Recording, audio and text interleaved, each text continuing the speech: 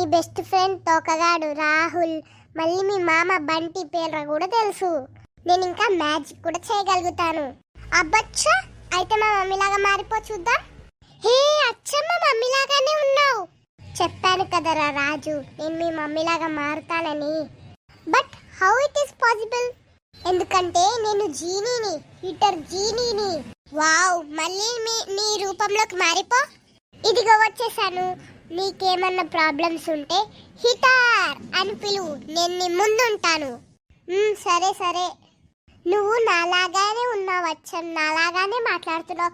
మా ఫ్రెండ్స్ని ప్రాంక్ చేస్తావా? సరే చేస్తాను.